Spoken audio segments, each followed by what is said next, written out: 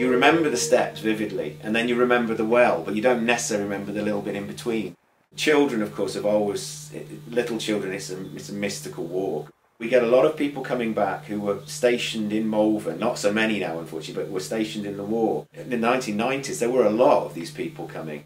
I drive to Bookers once in a blue moon now to pick up the few things I can't get locally. We use Mike at Greenlink, veg and things on Church Street, Brantub obviously.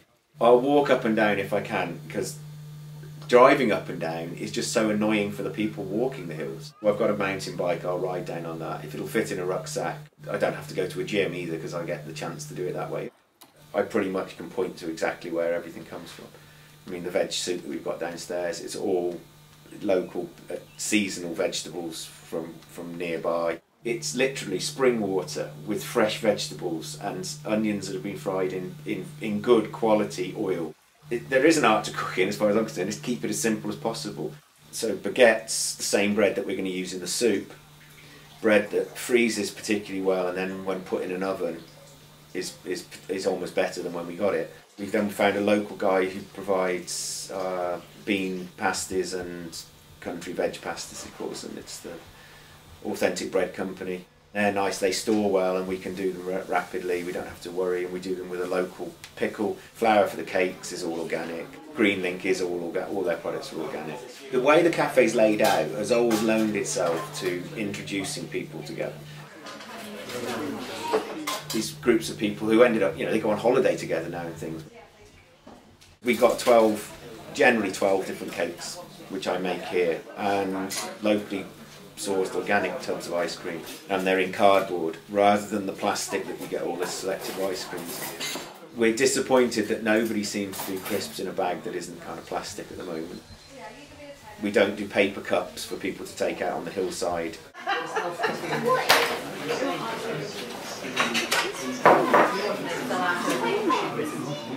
I don't have any food waste.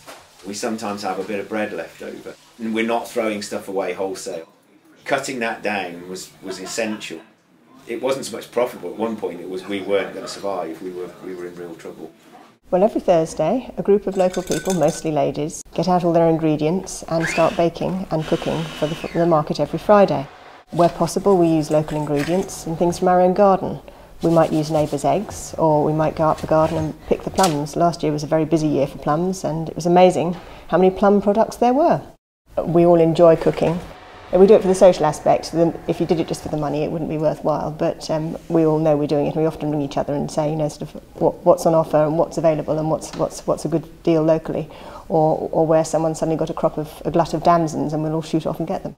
We had a neighbour who with a glut of parsnips, and we found a recipe for parsnip cake, and nobody could imagine what the mystery ingredient was in it. It just tasted sweet. If we're going and buying strawberries from a local strawberry farm, we're keeping it local.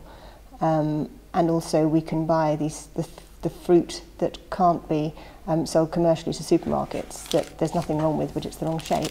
And certainly we do that with strawberries in the strawberry season. We've got a friend at a local strawberry farm, and otherwise they'd go to waste. So it does keep it in the local economy. What country markets came from was from the WI after the war, when people had surplus produce and nothing was allowed to go to waste, and that's why WI markets set up, which became WI Country Markets, and now we've separated from the WI and have become country markets as a separate entity. So it was all about reduction of waste right from that time, and it's carried on through, which was very forward thinking in those days. But then nobody wasted anything then. None of our food has travelled very far. All of us within a 10-mile radius. The furthest is up to 1.7. So the food miles for country market produce are very, very small. There's very, very little packaging, just what's required to keep the food safe. We reuse jam jars, we replace the lids so that everything is safe in that respect, but our customers and neighbours and everybody brings us jam jars, which we clean out, sterilise, and then they're used again, which saves them from the bottle bank. So I buy lids by the box of 1,000. We all cook because we love it. We'll tell each other what's on offer in certain places, and if anybody's got a glut, we share it. It's a wonderful social thing. We meet people of all ages. Our customers become our friends, and it's how to have a huge circle of friends through country markets. That's the good thing about country markets, is that you do what you enjoy doing, and you do what you're good at, and there's no pressure other than yourself to do it. Why are we buying all this stuff we don't need? They are working so hard and putting such enormous resources to get us in a frame of mind that sooner or later we want to make that journey to their premises. Here we have nice cardboard box. Yep, take it out. Cellophane wrapping inside. Take that apart. We're not going to waste these, are we? And inside we've got 6 tarts. I could ask 50% of the people who come out of Morrison's and they would think, oh, that means that can be recycled. It's just not true. Foil top. How are you going to eat those lines? Different flavours inside. Oh. And what have we got in here? Lots of ingredients, all of which have come from a different factory somewhere. So what on earth is the carbon footprint of that? It doesn't bear thinking about, does it? Absolutely horrendous. Giving shoppers what they have come to believe they need is not the same as giving society what it wants. So those 3 techniques: eat first, go in with cash, no credit card, hand basket. You'll be delighted at how much your shopping basket is reduced.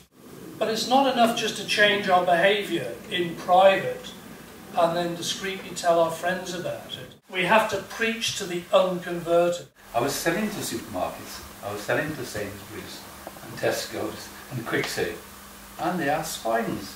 They are bullies. The supermarkets have bullied us. We've got to bully back, I think. 2 years ago I was asked if I would become a master composter. But we become quite evangelistic about it. We really do. Some of the composters, I mean, some of them knew nothing at all about composting, and they've become, well, fanatics. So the composting bit to me is all about getting the mixtures right. It's a bit of hard work. Stir it all up and you'll end up with compost like that. Composting is not difficult, but people make a right pig's ear of it.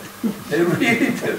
I mean, Gandhi said the world has more than enough for everybody's needs, but not enough for their greed. And that's basically what the freedom principle is about.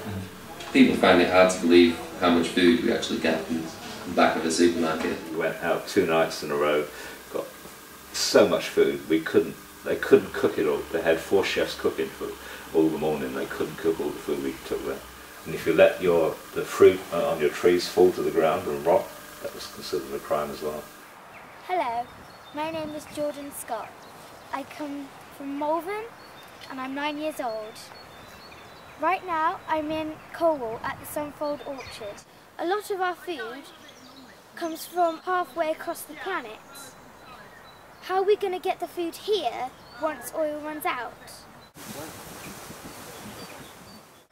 These people behind me have helped bring this orchard back to life. The supermarkets have been bringing in fruit from other countries to ours. So these orchards are not being used. The sheep are getting at the apples when these fruits can be used for so much more than they are being used for.